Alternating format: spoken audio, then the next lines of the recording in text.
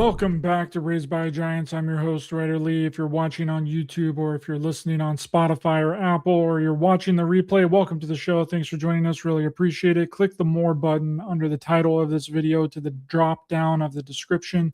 All of my guest links are there, including my links as well, links to my social medias, which is a really great way to stay connected.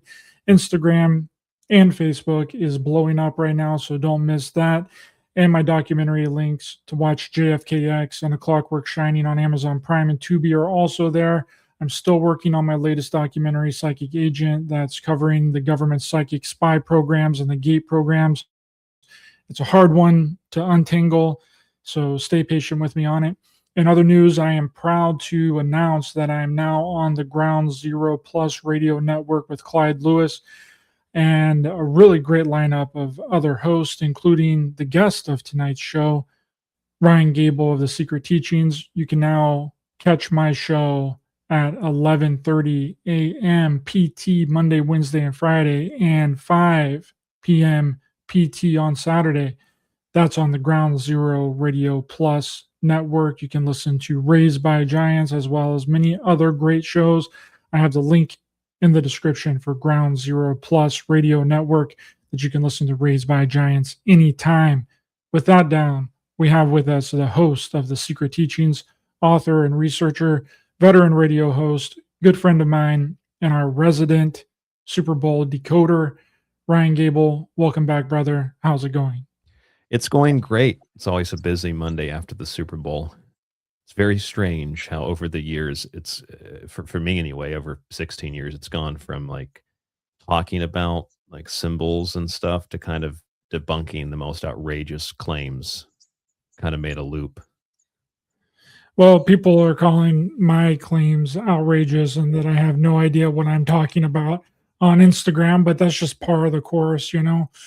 And I'm not 100% sure exactly what you've seen. We both watched it, and I purposely did not listen to what you exactly thought about it because I wanted to get your real reaction on here and get your real thing. You listened to one of mine, and I thought that it was pretty good. I thought it was a good take on it because I watched it, and then we were communicating a little bit, and then I woke up this morning, and I was like, I need to watch it again to kind of understand exactly what we were seeing. But I think that this one may be the most cryptic and symbolic halftime performance yet that I've seen in the most recent years. What do you think about that? Cryptic in the sense that things were not necessarily that obvious. Yes. Yeah, so it's a question that I get usually from friends of mine every year. They'll message me and or call me and say, well, I didn't really see anything this year. Especially people just saw grass. They saw people dancing. They saw a red umbrella, a wedding. There was a wedding. Lady Gaga was there. I don't know. It might just be because I've done this for so long. And when I say done this, I just mean I've done radio and I've looked into pop culture things so much, Ryder, that when I look at the Super Bowl or when I look at anything, like I see everything through like a very occult lens.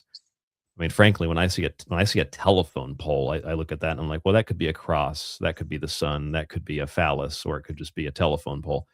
I've always trained my brain to see things from different points of view.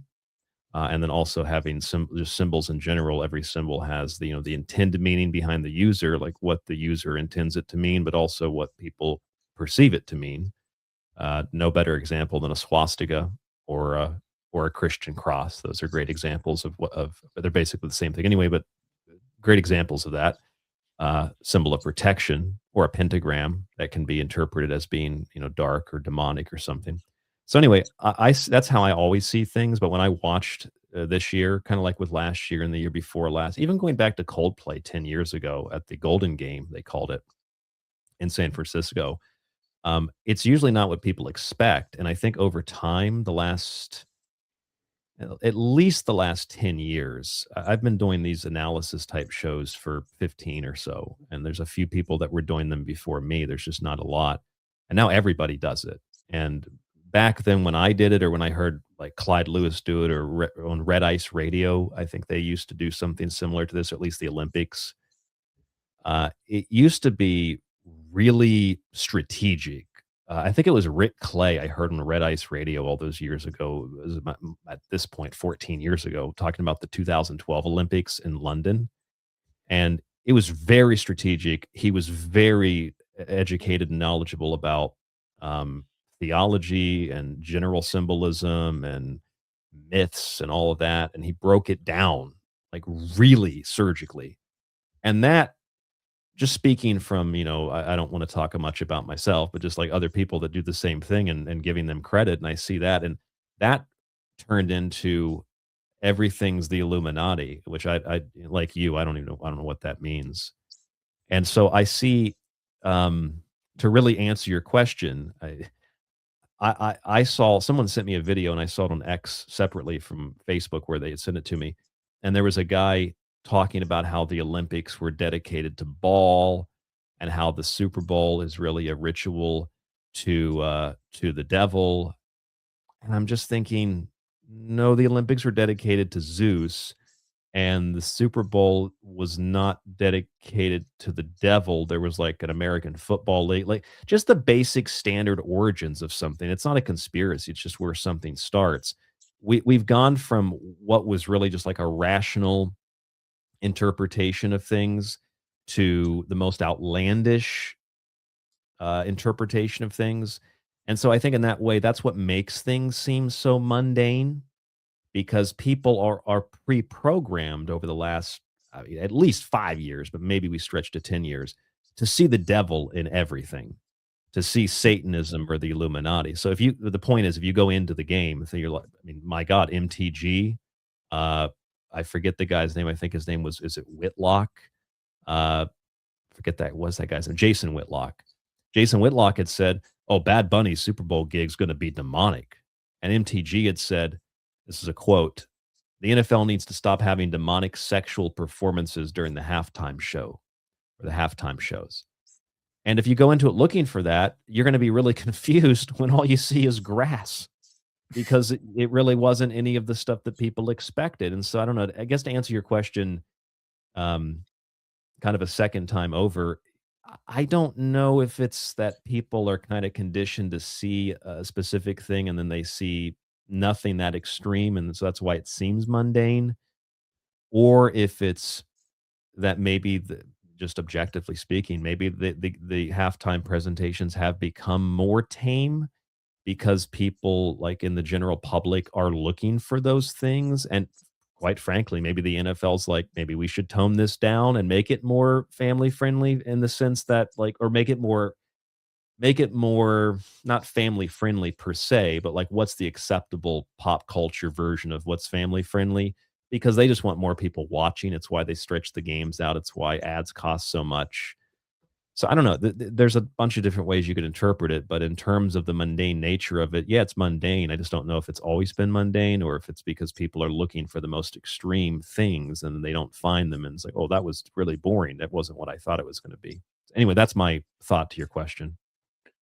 Well, I don't know about demonic, but it was definitely inappropriate. I don't know if you have looked through the lyrics of exactly what he was saying in these songs, but a lot of it was very inappropriate, and he was cursing throughout every single song. And people don't know that if you don't speak Spanish, which then gets me into the idea of, was this actually family friendly? Like, if you have a Spanish speaking child that listens that knows Spanish and hears all these derogatory words that he's saying, and they're not beeping out any kind of curse words, which I don't think curse words should ever be beeped out anyway. I'm just saying, looking at it from their perspective, right?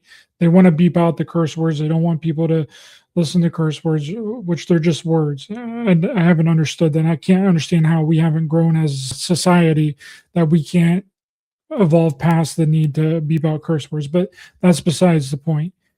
If you want it to be family friendly, then you don't want somebody up there that's talking about all the promiscuous sex that he has with women, and objectifying them.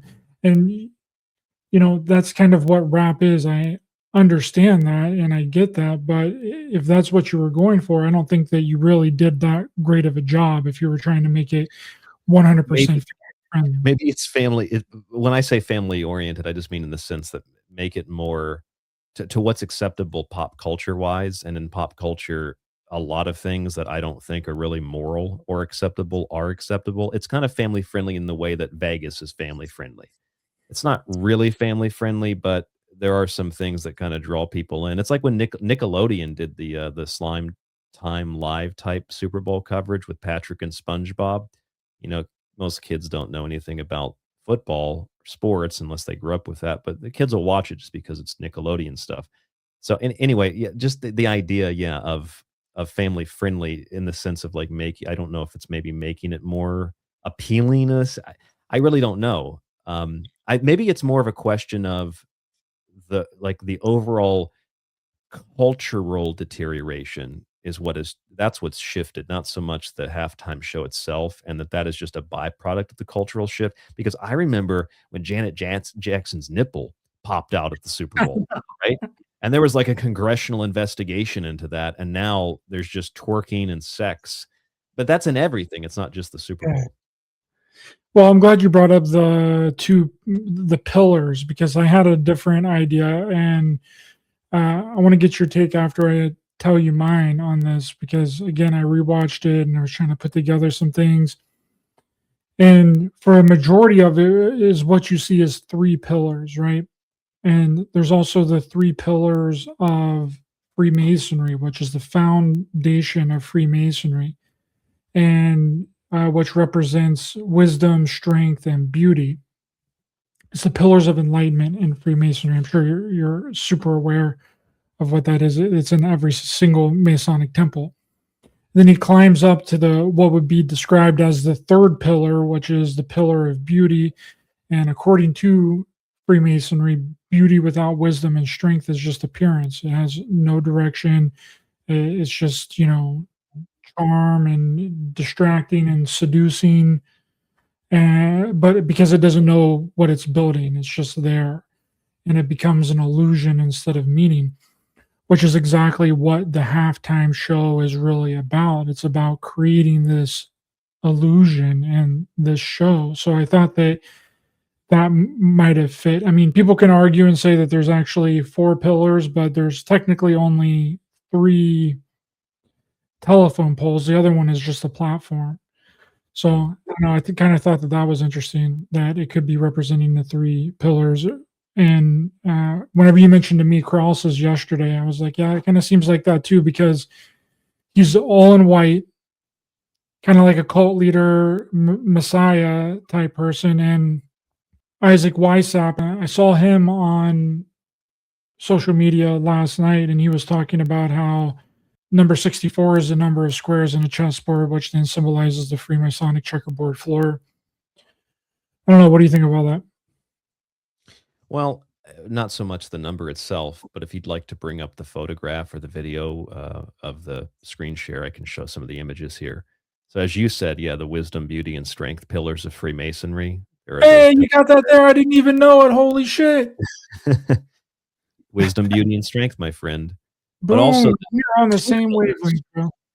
There's also two pillars, the more important pillars of Boaz and Jachin, or strength and beauty, or strength and wisdom. It can get confusing because there are three pillars in Freemasonry, but the core pillars are two, and that's like the Kabbalah. That's what holds up the temple, which is really just ultimately the two sides of the body and the skull. But you're right when you notice these three telephone poles here. And I went back through and watched the video a couple of times this segment so I could make sure that I had the best screenshot. So when you see the three telephone poles, which have a mundane meaning, they mean, okay, power is out. I think it was power out in Puerto Rico. It's a political statement. Okay. And then the next layer is you got three people hanging off of them.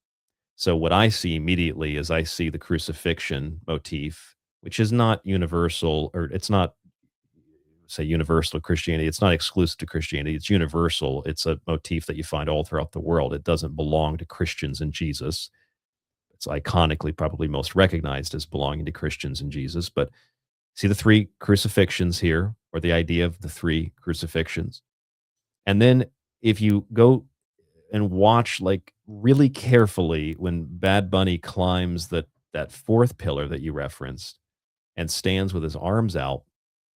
And I got several angles of this from the video. From this is the official NFL and I guess Telemundo NFL YouTube page from their halftime video upload.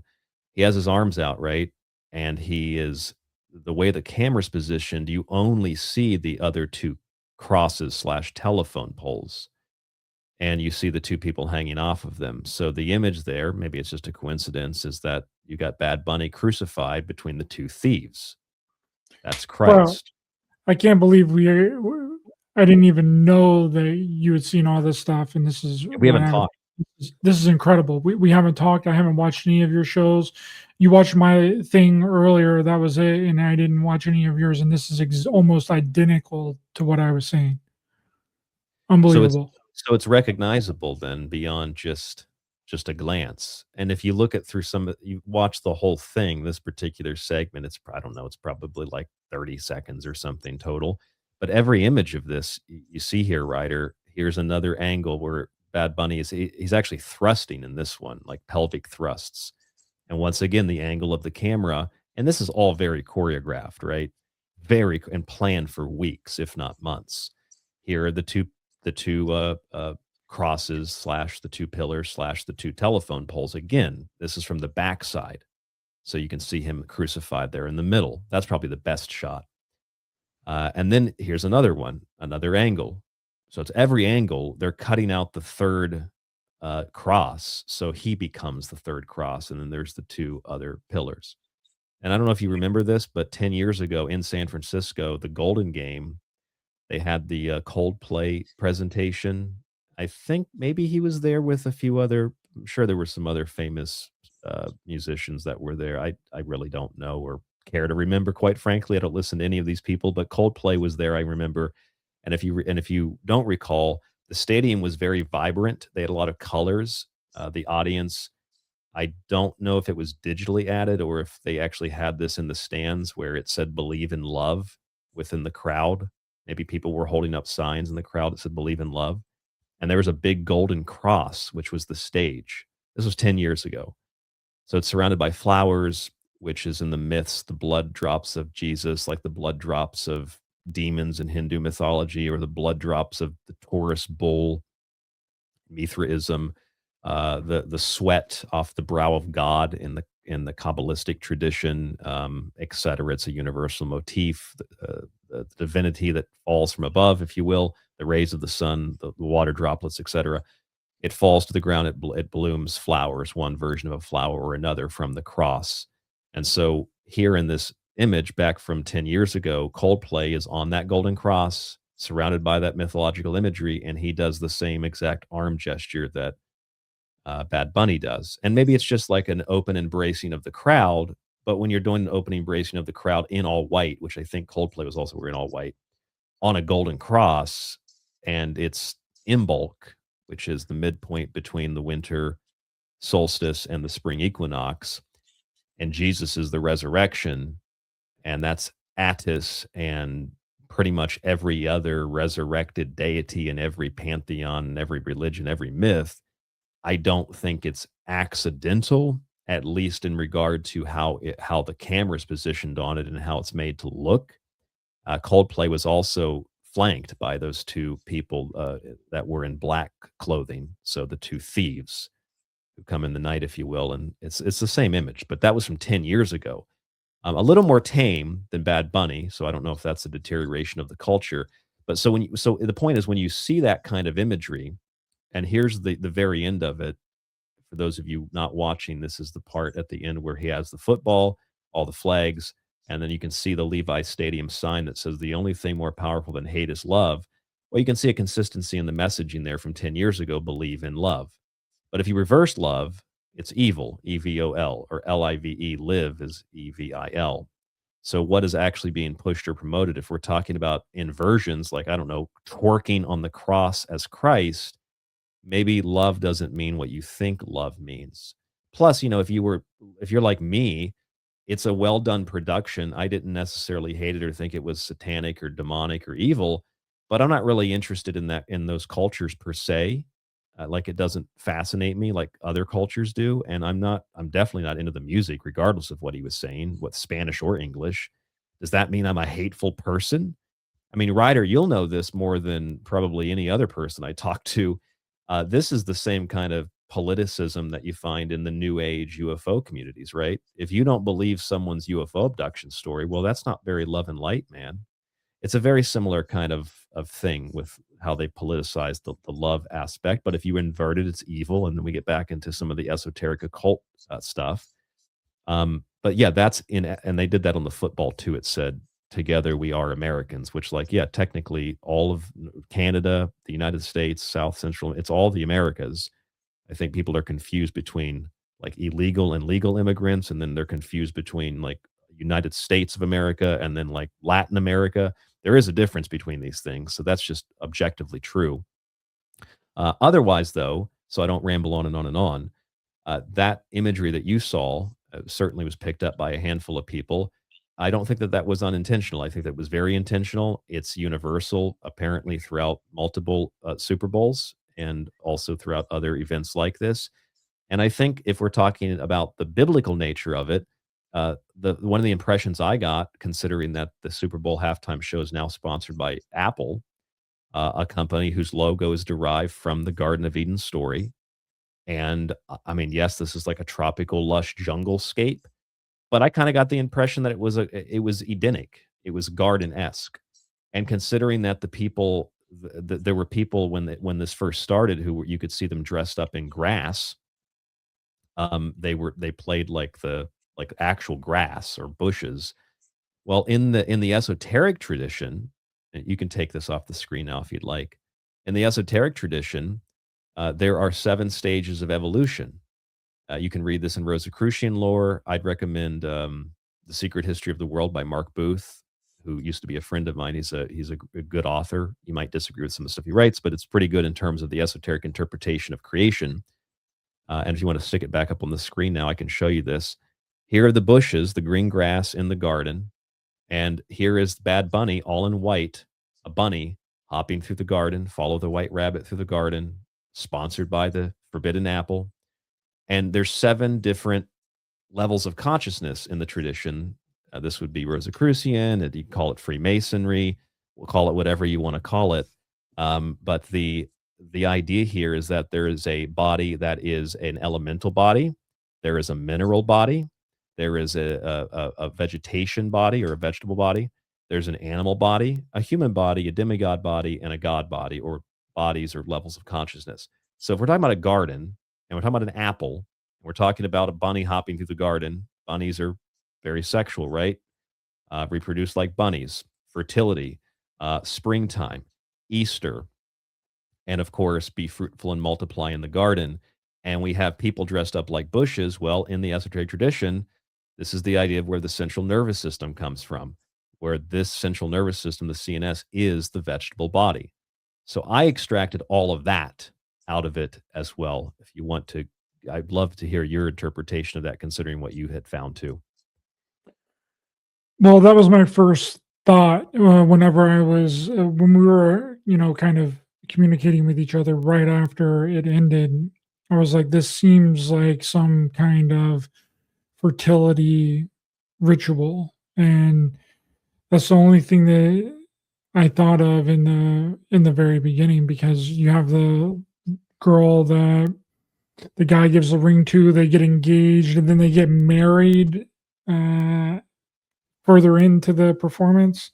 Yes. And like, this seems like a. Do you remember Rihanna whenever she did the halftime show performance? She was actually pregnant when she did Oh, I that. do recall that. Yeah. They all kind of do the mantra, the hand symbol, which is technically supposed to be for the mantra like this, or if it's like this, if it's oh shit, someone's gonna think I'm in the Illuminati now, bro. But that's actually an old mantra for like focus and like to make sure that you're not unhypnotizable.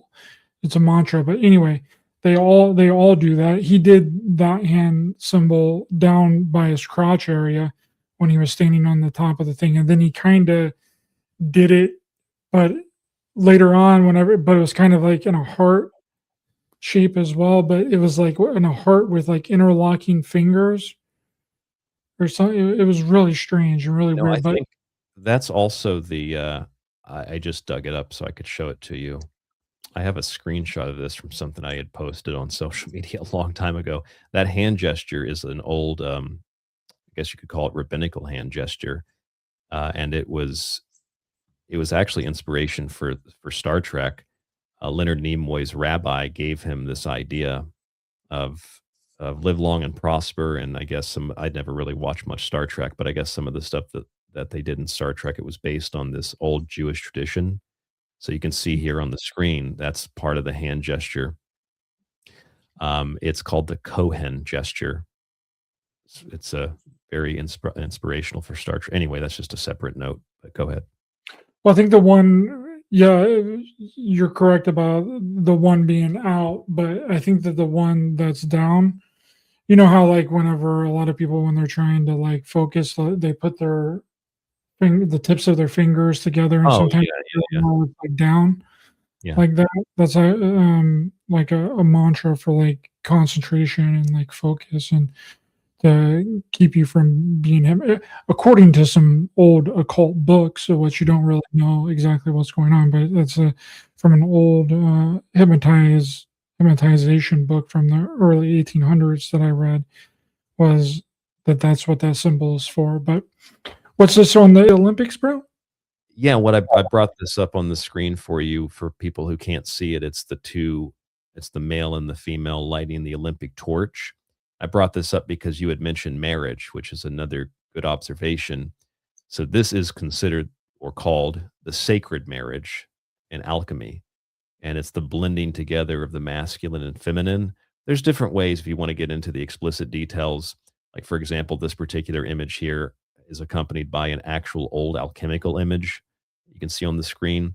And what you see there is you see a masculine and a feminine character, and you see inside of this little vessel a smaller character. And it's the idea of marriage and copulation, childbirth, but on an individual level, it's the masculine and feminine parts, the solar and the lunar parts of the self. So that's like your emotions and then your intellect. Emotions are water, intellect is fire. And then inside of the body, there's a little you. The Greeks called it homunculus. And your body is basically, what they refer to as gross matter. So in the old terminology, so your body's basically, it's going to deteriorate and rot away and the soul's going to go on. So that's why you put the vessel inside of horse manure or, feces. And the alchemical process, as it's described as like as a literal thing, is not, I don't think, meant to be taken literal. It's meant to be taken symbolically and metaphorically.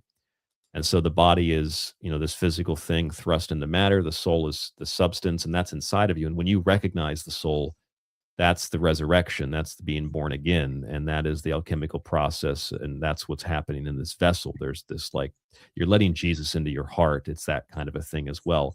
So if you want to get deep into it, that's what it means. But just on the surface, the two people, the male and female lighting the torch, that is the sacred marriage. And so it's really interesting. Maybe the most interesting thing about all of this with the Super Bowl and the Olympics and the Turning Point USA, maybe we could talk about that too, their little halftime show. Oh yeah, I didn't even think about decoding that Kid Rock show, bro. It's some weird stuff, but you find this in all three of these events. You find this at the Olympics, as you see with the lighting of the torch. And you see this with both the Bad Bunny performance, where there's an actual marriage ceremony at the halftime show. And then you see this at the end of TP USA, their halftime show as well, where they focus for a moment on Charlie Kirk and Erica Kirk and talk about how they were getting married. So there's references to marriage, which is in all cases the sacred marriage. The sacred marriage at the halftime show, the mainstream one, the alternative one, and at the Olympics. To me, that's a pattern. Three is a pattern. And you see that. And then I know that you had pointed this out. The imagery, I had looked at this and wrote this down before bed last night because I'm over here in Japan. So the Super Bowl was like early morning. And I had the rest of the day. And then as I was going to sleep, as you guys were waking up Monday morning, I was like, oh, I'm going to watch this one more time. And I watched it. I picked this part out where Bad Bunny's on the roof and he's got these 6 women around him. I went to bed, woke back up, and your little video popped up, and I watched, and I thought, oh, Ryder caught the same thing. And so what it is basically a square, and then there's Bad Bunny surrounded by 6 women, and those 6 women are the points of the hexagram. And in a nutshell, that symbol of squaring the hexagram or circling the hexagram, the circle is the sphere, the square is the earth, the 4 corners. That symbol is a symbol of the stabilization of divine energy within the material world. It is the merging of the masculine and feminine. An easy way to remember it is you've got the upright triangle, going back to the hand gestures we were just doing. Air is above us. So if you take the upright triangle of fire, fire goes up into the air, and there's a line at the top of the fire triangle. That's the symbol of air. And then if you flip it, that's water, water in the vessel, and then the ground is below. So there's a line below the water, and that's the symbol for earth. When you merge them together, it creates the hexagram. When you square it, you've got the 4 elements represented by the 6 points within the square of the material world. This is alchemy. This is the divine or sacred marriage. Again, he could have been up there with 3 people. He could have been up there with 4 people, but he was up there with 6 people at specific points that map out a hexagram.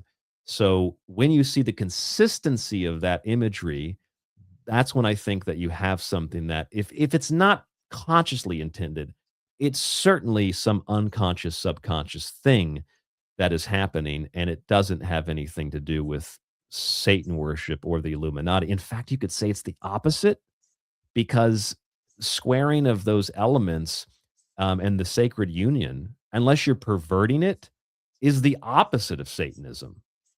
Satanism drives a wedge and inverts things.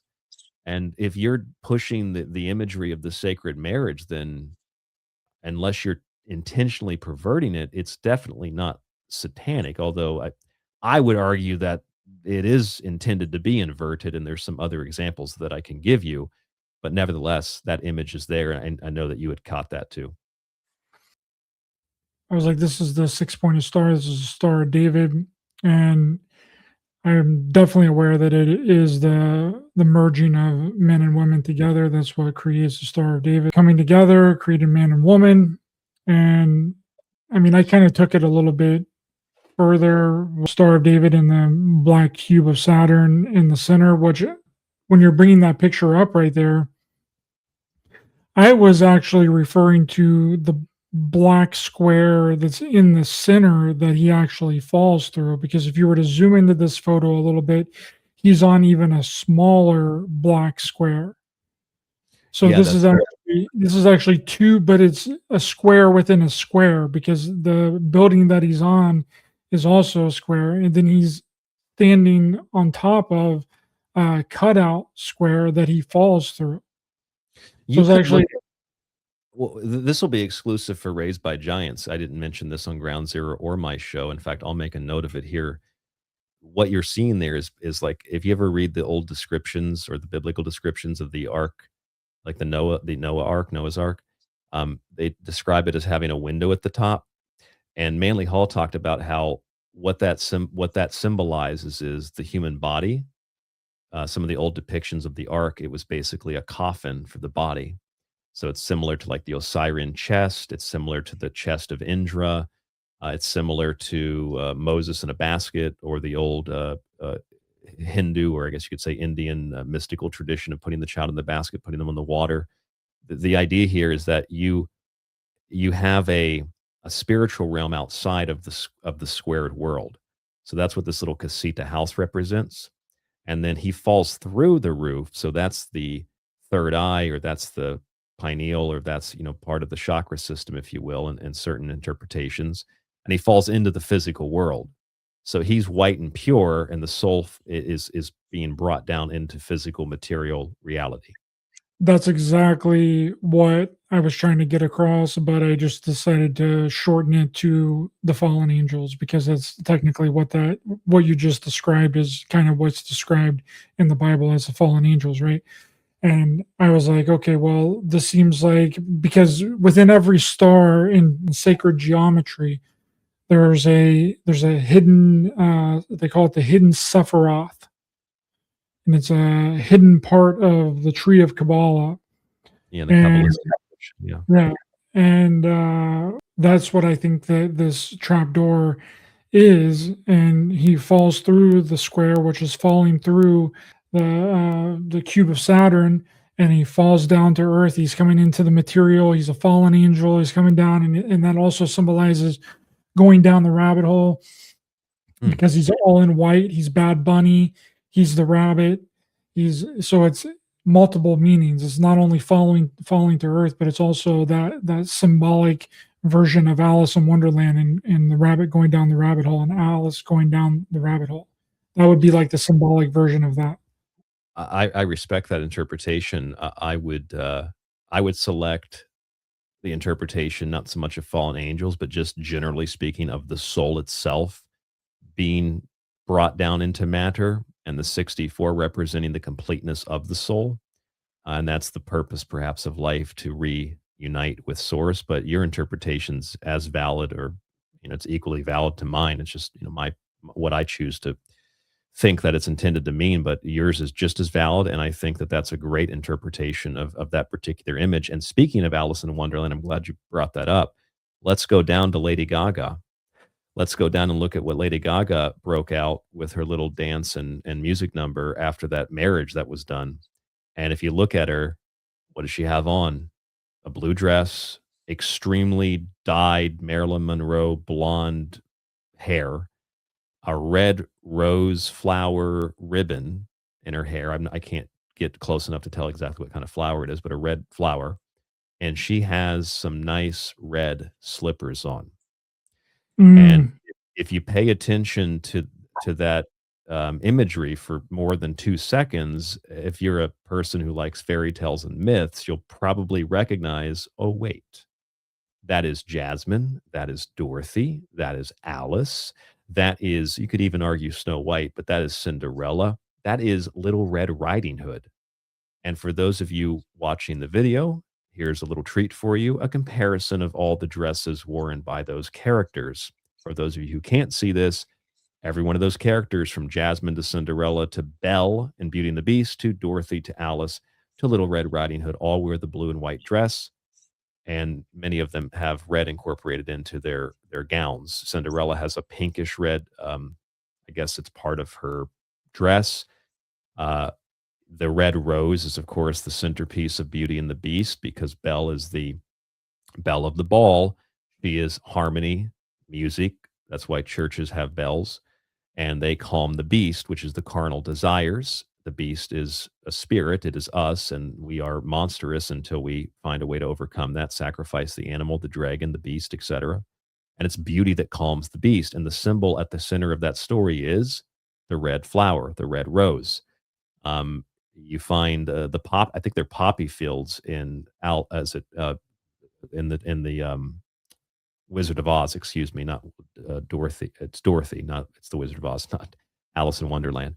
There probably are. I haven't seen that movie forever, but there's probably red flowers in that you could pull out too. But the poppy fields, which induce altered states of consciousness, and Dorothy over the rainbow, the red heels, most importantly, which is exactly what Lady Gaga is wearing. Tap your heels 3 times and you're never too far from home. It's a choice that you make to go there. So this is the dream state. This is the alternate dimension. Follow the yellow brick road. And this, I mean, like with Little Red Riding Hood, who has the red hood, the blonde hair, the blue and white dress. If you're a Catholic, you will know very, very well that Mary is usually depicted as having a white, pure dress on and then blue sash. Sometimes she's depicted in blue light. It's the same exact imagery. So And then they if you just want to, dressed Lady Gaga up in something that is very recognizable for all these Disney princesses and Dorothy from Wizard of Oz and Alice in Wonderland. it's purity in the white, and in the blue. If you read the Popol Vuh, the Mayan book, or if you there's other versions, or there's other not versions, there's other sacred texts that reference this. In the Greek tradition, it's usually like a purple color, but wisdom or enlightenment is usually somewhere on the blue purple color spectrum, if you will. In the Popol Vuh, it's like a greenish blue, and not necessarily like a literal color spectrum, but just in the sense of like the colors that are used to describe the other world or the spirit realm or the creation of the world. Spirit was described as being a greenish blue in the Americas in some traditions, the Mayan tradition, Popol Vuh. If I don't know if I'm pronouncing that correctly, or in the case of Mary, it's purity and white, the Virgin, blue, and this is even in some New Age interpretations of color theory. Blue is like the teacher, and Mary gives birth to the ultimate teacher, which is Jesus, right? So the archetype of the teacher. But blue is also a color. I mean, it's something that like blue light can be very distracting and make it difficult to fall asleep. And people use red light therapy. But if you because that's in the physical world, but if you invert that to the spiritual world, blue is like it's a calming light, and it's a calming color, and so it factors into the purity of the white. And then the red is what takes you home to I mean, in the case of the Wizard of Oz, it takes you home to the physical world. And red is that wavelength, which is usually associated with like, this satanic stuff, or it's associated with materiality. It's always what the bad guys wear, the red and black, etc. So there's many interpretations we could give to these things, but this is just one example that is very clearly demonstrated by Lady Gaga's attire. And I was talking to Clyde Lewis throughout the Super Bowl. We were texting, and he said, "Is that Lady Gaga?" And I was texting back, and I said, "I think it is." Like when she first popped up, and he said, "It is." He said, "It's too bad she's a Satanist." And I was thinking that I was like, "Yeah, she's really talented. Too bad she's a witch, and not a good witch." And when I thought that, it wasn't long after the halftime show. I think they aired on my feed another one of those commercials for The Wizard of Oz or Wicked, which is, the good witch and the bad witch. It's a Wizard of Oz story, and that was aired several times throughout the Super Bowl too. So you find that imagery in Lady Gaga, you find that in the commercials. It's not, I don't think it's done accidentally, and I think people like Lady Gaga are very aware of what all of this stuff means, and I think she's a very smart person. People might disagree. I think she's really smart, and I think she knows what she's doing. That's why she's so successful, because she's tapping into these archetypes. She's tapping into these images, and I mean, look at the effect it has just on people like you and I talking about it. Imagine what kind of an effect it has on people that absorb most of this stuff subconsciously without ever thinking into it at all. If you want to cut me off, you can, but I have something else to add about this. I didn't even recognize that with Lady Gaga. I mean, I knew that it was her, but I skipped over that performance of it almost twice when I rewatched it, because I just don't like Lady Gaga. I don't know what I just don't like her at all. Nobody's faulting you for that. I'm not faulting you for that. I was like, I would rather listen to Bad Bunny say things Oh, really? that You'd rather listen to Bad I Bunny? understand than listen to Lady Gaga. Well, you know what she was saying? Let me grab Oh, I my know that the name of the song that she was singing was a song called "Die with a Smile." Oh, was it? Because, yeah, I didn't know the name of the song, but I knew that what she was saying, I wrote it down here. It's part of the lyrics, "If the world was ending," which I thought was interesting considering that there was a conspiracy about the Epstein files. It was a fake document about World War III starting on the 8th, which was the Super Bowl date. If the world was ending. There's I thought that was funny. Obviously, it wasn't true, but I made a joke about it. I was like, "Does Bad Bunny start World War III?" But Lady Gaga was in another commercial later on, which was a Pokemon Pokemon. commercial. I did really enjoy that commercial. Okay, I'm a sucker for Pokemon. I love some Pokemon, so I did really like that commercial. There wasn't that many great commercials this year. I'm sure you have a different opinion because you are the master decoder. But I thought one of the strangest ones was Disclosure Day. Did you see that one? I did. That was one of the first, if not the first one that played. Yep.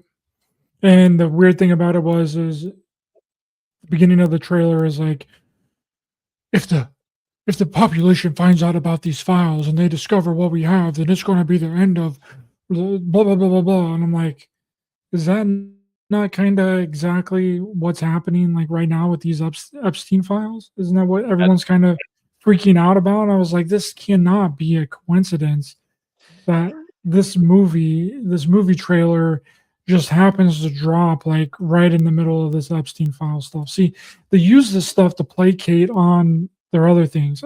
I see a lot of this as just a one giant big joke on us, and they're just Well, screwing with it. yeah, in a lot of ways, it absolutely is that, even if it's not intended to be that, it kind of acts that way, or we create it because we're entertained by this stuff. But that's a masterful observation. Not only was there this idea that the world was going to end, or there's going to be a World War III scenario, but one of the things that popped up at the pregame was a little commentary provided by one of the announcers or one of the spokespeople. I don't know who they were on NBC, but about three of the last popes, and when the new pope has been selected, uh, the last three times, including this last time, the Seahawks make the Super Bowl, and they referred to this as the Roman omen. And another Epstein link, what just came out recently. I don't know how it's a credible document, but it's just in the email exchange. I don't know if I don't know if the context is there, but the point is people are talking about how Epstein had lived at the Vatican temporarily. And here's the actual document if you want to look up the EFTA number, where he had lived in the Vatican with Pope John Paul II. And then considering that the Epstein story is really about human trafficking at the best, it's human trafficking. At the worst, it's like creating a new species and subjugating the rest of the population to slavery. But the baseline is like human trafficking. And look at the Super Bowl. The Super Bowl is a hub of human trafficking. So when you factor the Vatican part, I mean, the Roman numerals, the Super Bowl, and it being basically a gladiator sport, the human trafficking aspect of it with the Super Bowl in general, the World War III stuff, war, going back to the old Patriots conspiracy about how the Patriots won the Super Bowl the same football year that the U.S. invaded Iraq and Afghanistan and Syria, and you factor in a lot of other little things that we might get into, might not get into if we have time.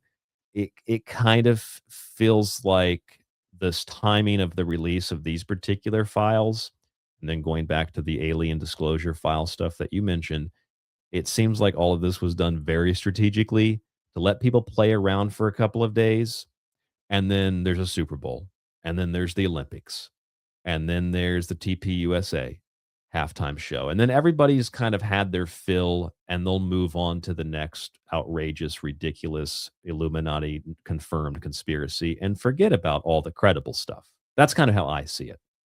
That's exactly what my thought was. I was like, who cares about the Winter Olympics? Like for some people, yes, like I do a it, little bit. I it's a like a big little bit. deal. You do, some people do like the Olympics, they do like to watch the Olympics, but I do not recall ever in the history of this community, and I've been a part of the community for a really long time. I've only been doing my show for about 6 years, a little over 6 years, but I've been a part of the community for a long time. I was into this stuff in like 2008. Okay. So, but I do not ever recall anybody ever decoding the Winter Olympics opening ceremony. The only person I remember doing any Olympic stuff, this is just me. I'm sure there were other people that might know of others who did talk about it, but I think it was Rick Clay on Red Ice Radio, but he did the Summer Olympics, not the winter ones. The winter ones are even more obscure than the summer ones are. That's what I'm saying. And it seems like a distraction to get people away from the Epstein stuff because we can't stay on one thing for too long. We can't get to the bottom of anything really. We got to be going on to the next thing, on to the next thing, on to the next thing. Comment about this. Oh, now it's going to be one of this other Illuminati thing. Oh, we got the Grammys. Oh, we got the. There's going to probably be. We had the storms. We had the fog. We had the emergency broadcast system. We had the eclipse. Next week, it's going to be something completely different. They'll And, probably well, this summer. This summer, Ryan. There's probably going to be a fire. yeah, Okay. what happened, to that interstellar object that I was promised would bring alien contact by January? That went away. Yeah, where's that a three eye atlas? Where what happened to the three eye atlas that everyone made a big deal about for like 6 months? I mean, at the very least, it doesn't have to be some grand scheme. It's just like, sit down, we're gonna release these. When do we pick a time to release them that's the best? Drive the public away from really digging into these. Well, we're at the Super Bowl's coming up, Olympics are coming up. There was the Grammys recently. Just release it about a we don't want to release it the day of because then maybe it's too obvious, but we release it a few days before. People dig through it. We fill it with some dis and misinformation. And then the Olympics and the Super Bowl, I think the algorithm actually pushed a lot of the most nonsensical trash, like the Olympics were dedicated to ball, and the Super Bowl is might also be dedicated to, I mean, they play with a ball, so it must be dedicated to ball or bail. Just stupid stuff like that that went viral even before the game or the halftime show. And I think a lot of that is intended to get people talking for a week or so, and then the most ridiculous stuff gets pushed by the algorithm, and then Super Bowl's over, people do their little talks about it, and what happens is the most ridiculous crap gets pushed, and then that discredits legitimate questions, and it discredits all the other things about those Epstein files on top of it, because who's gonna believe some crazy person who thinks Bad Bunny was sacrificing a baby underneath the stadium? It's just stupid, crazy stuff that works to discredit legitimate stuff, and that's probably why they released it like a week before, to get people talking and prepped for it, and then to discredit all of the legitimate stuff when the Super Bowl Illuminati conspiracy crap began a couple of days later. But I didn't know that you thought the same thing. I'm sure that lots of other people think or thought the exact same thing too. Yeah, I'm pretty sure that there was over 3.5 million Epstein files released on the Department of Justice website. And you can't just go in and look at these things. You have to search a keyword. Okay, so when you're looking up the files, you have to have a keyword. You just can't look at them. It's not like you can go in there and just It'll go take through them forever. one by one. You have to literally type in a keyword and then it'll give you all of the any emails or any of the files that's related to the keyword that you type in. So it is dang near impossible, Ryan, for anybody to get through all of them. You can't do it. It's impossible. You'll never get through it because you can't. Because you can't just sit there and look through all of them. You have to type in a keyword. So you have to be like, uh, LSD, Catcher in the Rye, Pope Francis. You know what I mean? And then that'll bring up all of the emails that are associated or all the files that are associated with your keyword. That's the only way that you can look up any of this stuff. And there's Yeah, 3.5 million of them. Okay. Nobody in their lifetime is ever going to be able to read through all of those files. the idea that so and so or a thing or a place or a person was named in the files, this is just a great exercise in like logic, because like logically, just because so someone's named 300 times, let's say, or a place is named 100 times, a lot of it, like even Goyim. I just wrote a book called Protocols of Goyim. I know that subject pretty well, and even Goyim, spelled Goym or Goyum, you'll find 50 hits the last time I checked for both of those words in total. Most of those are from news articles that were being shared in emails. They were not people referring to non-Jews as goyim.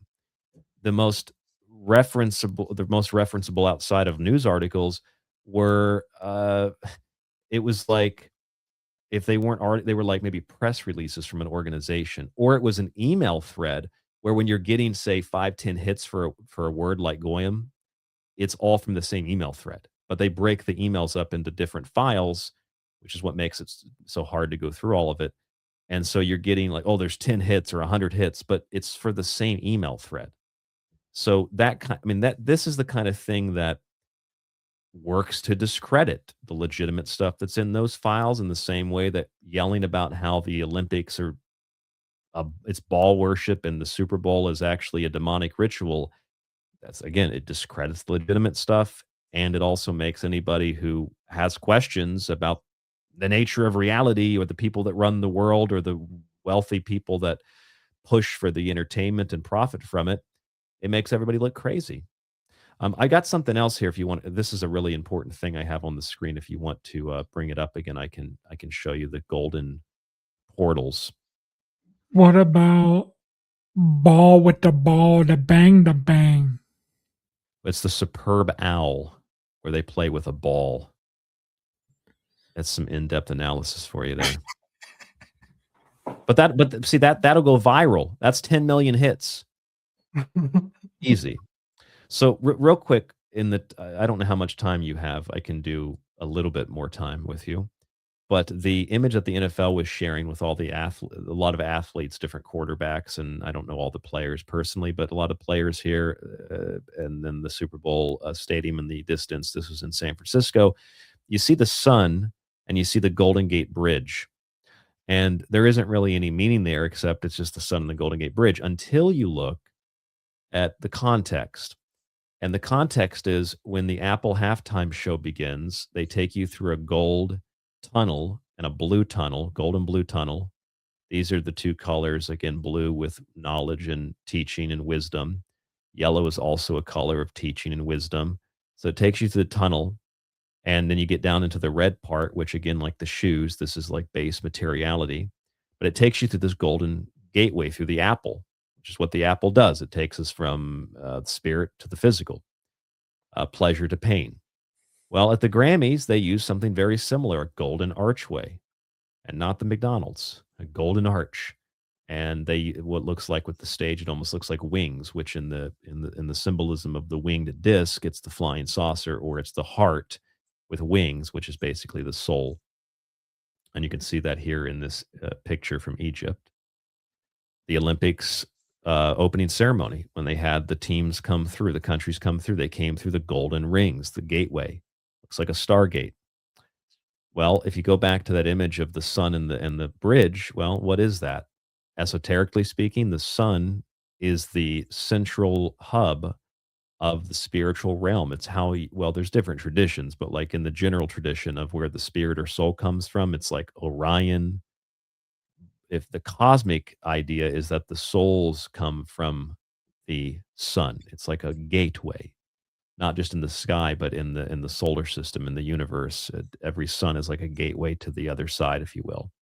So the Golden Gate Bridge connects with the sun in this NFL promo across the water.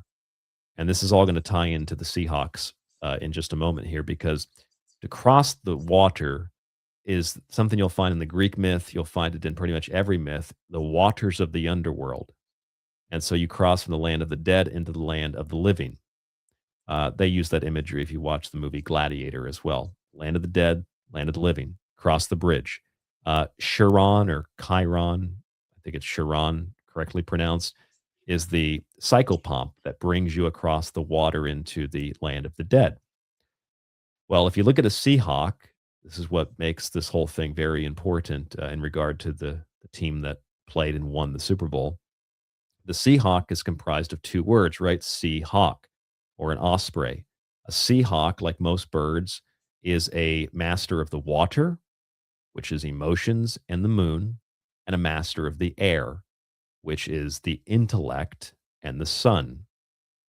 And a Seahawk, an osprey, or birds in general, is a symbol of the transitional psychopomp, Chiron, whatever term you choose to apply to it, the guardian, the Morpheus that takes you through the dream world. The Seahawk is that symbol that brings us from one world to the other. And the Patriots lost the Super Bowl. I'm going to try to bring this all around full circle. Just give me just a moment here to do this. They started this game with a Benjamin Franklin coin. And each player had a USA 250 jersey, a patch celebrating 250 years. They referenced the Declaration of Independence. We go back to that Patriot conspiracy and the idea of the war, another war in Iran starting on the day of the Super Bowl and all this. But the Patriots lose, and they lose badly, really badly. So the optics, I'm not saying it's scripted. I'm just saying like the optics of it are patriotism, liberty, founding fathers, Declaration of Independence, America 250 got destroyed. And the Seahawks won. And so the birds of water and fire of the lunar and the solar principles brings us into a new world. And the context of that is all the commercials with AI and big tech, all of the commercials that show us about how, well, as Americans, we're fat and gross and we need to take pills. So life's really hard.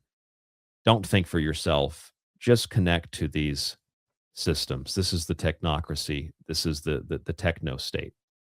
And that's what brings us, the Seahawk brings us through that gateway into the new world. I the guy that owns the Patriots, Robert Kraft, he's actually mentioned several times in the Epstein files. He's the guy that paid for that anti-Semitism advertisement during the Super Bowl, 15 million or something, which was a stupid. I physically laughed out loud, like hysterical. My wife said, what are you laughing at? I said, this commercial is ridiculously funny. But I watched that commercial. I just laughed because I'm thinking like the people that are pushing all this stuff, they're the biggest players in big tech.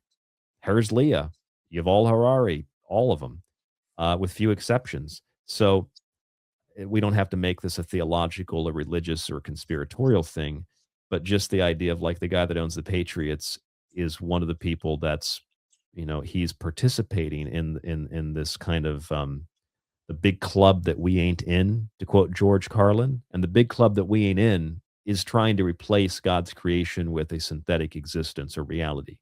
And so rather than pulling us through the gateway into the realm of the divine, they're pulling us through the gateway into the realm of the infernal. That's, at least that's how I interpret it. Through the apple, through the Golden Gate Bridge, the Golden Gate or the Golden Circle of the Olympics. There was even imagery, if you look at the Olympics, the opening ceremony, you saw the two rings that they lowered down very slowly, and the people between them. These are like the two gates, the two portals, or like, Mario, you go down the pipe and you end up somewhere else. And this is, of course, big all throughout Stranger Things. I don't remember. Someone had said this to me that, is it John Bon Jovi's son or something married Bill, what's her name from Stranger Things, the girl that plays 11? I think that they're in a relationship or something like that. I'd have to look that up. But that brings Stranger Things and the Upside Down into the Millie equation. Bobby Brown. Yeah. Oh, yeah. It's true. Jake Bon Jovi married Millie Bobby Brown. So there you go. That brings the Stranger Things element back into this, because Bon Jovi was like, he was more important than anybody else at the halftime. He was more important and bigger than Bad Bunny. According to my feed, it was like Bon Jovi, Bon Jovi, Bon Jovi. We got Bon Jovi here, Bon Jovi, Bon Jovi. It was all over my feed. So that's really weird. That Me was too. I seen that a lot, and he was in like 3 commercials. They showed him a bunch during the Super Bowl. Like, here's Bon Jovi. Like, when did Bon Jovi become super relevant again? Yeah, Am I yeah. missing something? We were talking about that on the Ground Zero show tonight. Why, how, why, when? So you look at Bad Bunny, who was obviously the centerpiece. A few weeks before the Olympics, before the Olympics and the Super Bowl, Bad Bunny was seen with a gray, like, rabbit face mask / ski mask on, and it was probably like, oh, look, he's crazy. It's promotion for the Super Bowl. Don't forget he's going to be playing in the Super Bowl. But you know what it reminded me of, Ryder? It reminded me of Donnie Darko. It reminded me of the rabbit. Remember the rabbit in Donnie Yeah. Darko? You know the story, right? It's there's a reference to pedophilia as well, but the rabbit warns that the world's going to end in 28 days and change. Well, how many days are there in February? 28 days in February. World War III conspiracy, bombing of Iran theory. Follow the rabbit. to the end of the rabbit hole or to the other side, the end of the world. Let's look at Bad Bunny. Look at what Bad Bunny is physically tattooed with. Oh my Every God. I can't element. look at it, Ryan. It's blinding me. No, sure. I actually thought when I pulled this up the first time, I was like, people are going to think I'm gay if they see this on my feed. So you look at what he's tattooed. It feels uncomfortable zooming this close into this man's chest, but look at what he's tattooed in. He's tattooed in the horse with the horses of the apocalypse, you could say, or at least the year of the horse, 2026, the purest heart. And look at what he has down here. This looks like some kind of like stylized rabbit animal. It's a skull with headphones on with the five-pointed star. And that's on one side of the rainbow that's tattooed over his belly button. So here's the void. The rainbow links the two worlds together. And what's on the other side of the carnal? The butterfly. That's the psyche. And if you look at What is the guy? What is the guy in the very center? Is that a double-headed person? yeah, I'm going to get to that 1 second. I have to show you this Is that image. Janus, bro? Janus, the double-headed god? Not Janus, but you're thinking along the right lines. So this image here is Cupid and Psyche from the opening of the Olympics. The kidnapping of Psyche, like the kid, which is like the subconscious, unconscious mind, and then it's like the kidnapping of Persephone, which is the darkness of fall and winter, kidnapping the spring and the summertime. So anyway, Cupid and Psyche, and which is the butterfly, which is why I bring this up. So if we scroll back up here in my little file archive I have from the event. Let's go back to Bad Bunny. There's the butterfly, the rainbow, and as you astutely pointed out, my personal favorite, this image here that you see, and if you don't see it, you're listening, it is a human body, and the head is split between two different heads. One is solar with a corona, one is lunar with a crown. That is a symbol called rebus or rebus. It is a symbol of alchemy. It is a symbol of unification of opposites, like that hexagram that you caught on the roof, Ryder. Type in rebus if you want to see it for yourself. It is a very, very classic alchemical or occult symbol. It's the merging of opposites. It is the sacred marriage that we were discussing with all of these events. It's also known as res bina in Latin, meaning dual matter. It is a symbol of the magnum opus, or the great work of alchemy, the unification of opposites. And that is tattooed on his chest, on top of having the eight-pointed star and the angel on his left arm. So when you start piling all this stuff together and you look at the portals and you look at the spirit, in Egypt, the Ba is a symbol of the spirit. It's a bird with the head of a human. So butterflies and birds, seahawks, psychopomps, gateways, golden gateways, the vegetable body in the garden, the unification of opposites. Hey, even portals. We had the frog portal during the halftime show. NBC News reported a fan portal was open, a digital one was open between Boston and Seattle. People could go up to it and see Boston or see Seattle. So we got literal, physical, digital portals. We got the sacred marriage at the halftime show and at the TPUSA show and at the Olympics. Once you pile all this together, plus Lady Gaga in the blue dress and the white dress and the red shoes and the red rose, the red flower, you pile that all together and the symbolism of wisdom, beauty, and strength, as you pointed out, Ryder, and the three crosses and the crucifixion imagery of Bad Bunny, and perhaps the inversion of love, which is EVILEVOL. And then we can look at also the TPUSA presentation too. And some of this is kind of tongue in cheek on the nose, but some of this I'm being very serious. If you apply the same Illuminati confirmed satanic conspiracy motif to the TPUSA as you apply to the Olympics and Super Bowl, keep this in mind. The Olympic ceremony is 3.5, 4 hours long for the opening. Most people have pulled out a singular image taken at the moment when the fireworks went off to make everything look red and evil. Okay, that's like one split moment out of 3.5 to 4 hours. Same thing with the Olympics. Find the Super Bowl. Halftime shows like 13, 14 minutes, and people have pulled out like very little to nothing. It's more so just claims of like, well, Bad Bunny's just a bad person, or he has. I don't think he's a good person myself, but like, oh, his background or what he does in his music outside the Super, that's what makes the halftime show bad because there was no images that were very blatant, like we talked about at the beginning of the show. Well, if we apply that same logic to the TPUSA show, which is supposed to be like America, Christian, I don't know if it was. Looks like a pyramid and the lights there to me, Ryder. But in all seriousness, they've got stars. They got that's an American flag star, or it's the pentagram. It's literally the same. It's 5 points. This image here is from TPUSA. This is one of the singers on stage. The stage is lit up red. It looks like that speech that Joe Biden gave where he was yelling like the chancellor in V for Vendetta. That It was looks like weird stuff, bro. I thought that was fake, but that was real, dude. it's real. Yeah, the way that they lit it was awful. Well, they have that at TPUSA. Here's some other images from TPUSA, including at least 100 giant balls of fire, including the so-called devil horns. Oh, those are rock horns. Okay, but see, if Bad Bunny had done that, you would say that those are devil horns. But if some concert that's supposed to be Christian does it, it's rock horns. It's selective bullshit is what it is. But if you want to get more technical, zoom in and look at these images. The image of the mic stand, it's chains. And what is at the base of those chains? A serpent crawling up the tree of life. Go a little bit further.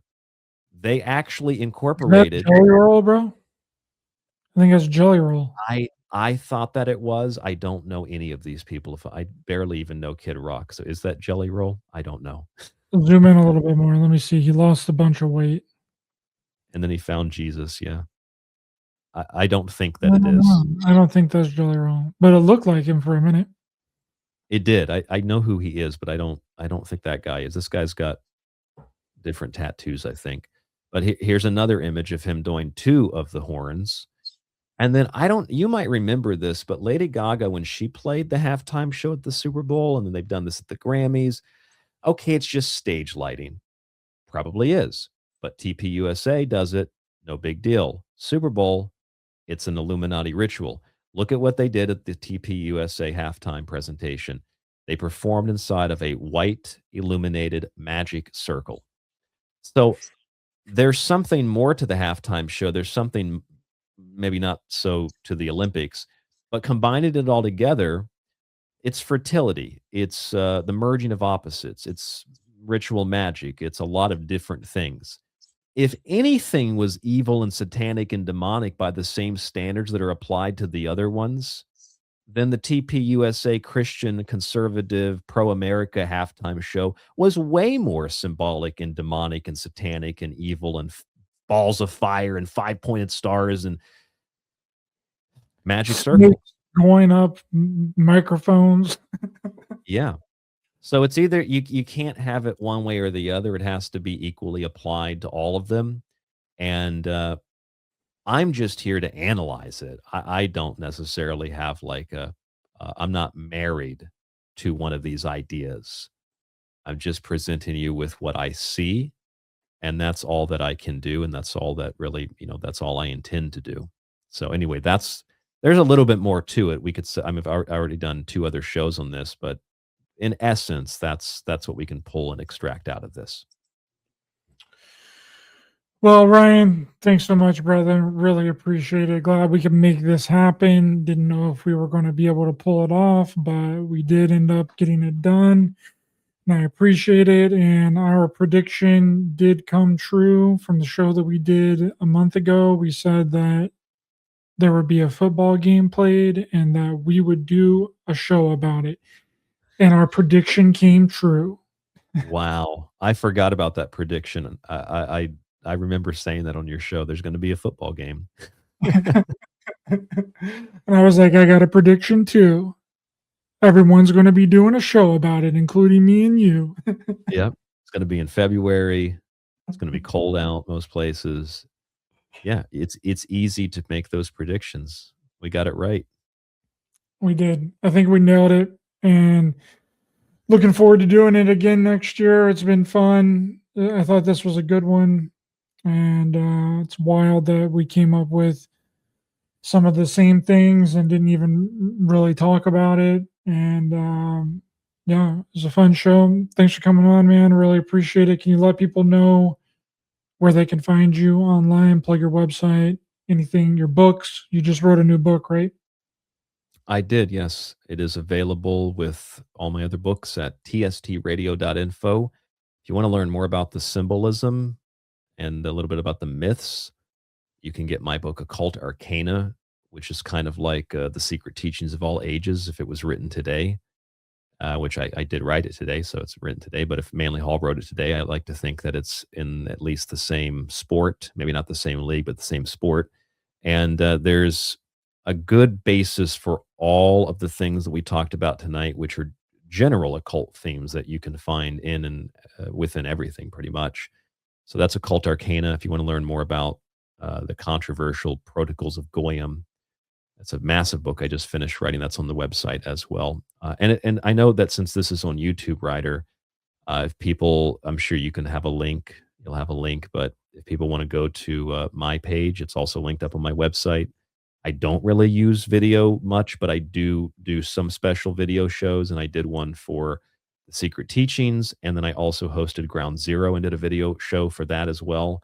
So you can that's 2 shows, 4 hours total that you can also find on YouTube or in my archive to give you much more in-depth analysis by looking at each individual image from what we had a lot of the same stuff we discussed just now on your show, but some stuff in more detail with more time available. So that's all on my page. And then, of course, the archive, it's still all at tstradio.info. If you want to email me, artygable@yahoo.com. And I think that's really about all I got for you, except I want to emphasize that I have here in front of me handwritten notes. I don't like using AI. So this presentation tonight was done without the use of artificial intelligence. Absolutely. That's exactly how I did it too. Can you actually use AI to analyze a video? I don't know if you can do Well, that. Can you? you could ask for guidance to symbols, but I use symbol books. So that's that, or I know a lot of these symbols by heart now. It's like learning a language. But yeah, just in the sense of like, most of the stuff is like, I mean, I didn't want to show it on my show, some of these videos, because I don't want to promote this trash. But like, quite frankly, some of this stuff is so stupid. You have to try to be this uninformed. Like some of these claims, like it's not like being stupid. Like you have to try to be like, okay, I know what this is, but I'm going to say something really stupid because I think it'll do better. Like, yeah, that has to be why this stuff is being pushed the way that it is by the algorithm. Because some of the stuff is really, it's just really like people still don't know the difference in this conspiracy world about like the owl at Bohemian Grove is not Moloch. Moloch is a bull. The owl is Athena. That's there. And someone said to me, genuinely, they said, "Well, you can't fault people for trying. You can't.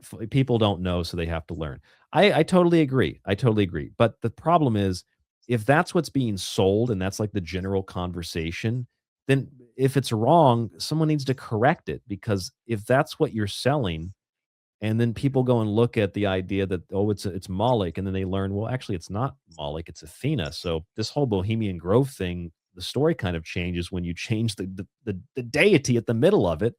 It kind of discredits the whole thing. So like we should be precise about this and be accurate about it. So if you're really interested in symbols, there's a lot of great books on this, or just read basic myth books. I've recommended to people J.E. Surlott's Dictionary of Symbols, or in my book, Occult Arcana, or The Secret Teachings of All Ages, or anything that Joseph Campbell wrote. If you really want to learn about this stuff, there are very, very good sources that don't include. I know that a lot of people use TikTok and Instagram, and there's some good stuff on there, but it doesn't include that. Like you go to the actual source, read the core myths, you can learn a lot more. And then you can analyze all the stuff yourself and be like, oh, well, that's not the actual myth. That's not what that symbol means. It'll make a lot more sense.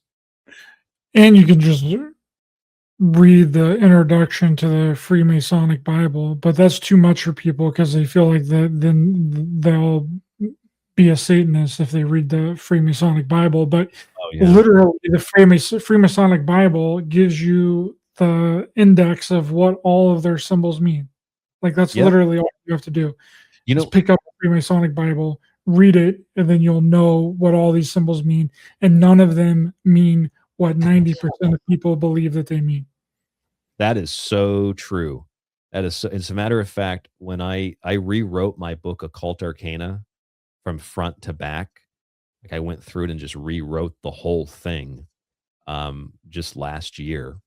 And I thought that one of the most important things that I could do is I could add onto the end of the book, because I had a Freemasonic Bible, and I added on to the end of the book each one of those descriptions of what those symbols mean, like the degrees and the hoodwink and the square and the compass, the coffin, the pillars. And it is not what I added all that into the book, and it is not at all. You're right. Like 90% of what people claim, it's not at all what is actually in the book, or what Freemasons supposedly. But I mean, I know a lot of Freemasons, and most of them don't even know what they're doing in the order. They're just there. It's a social gathering.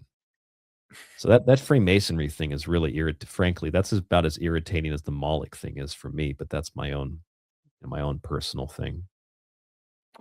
Absolutely.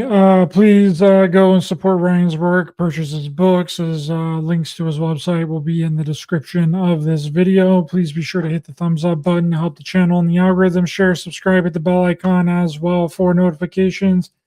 And we'll see you guys next time. Bye bye.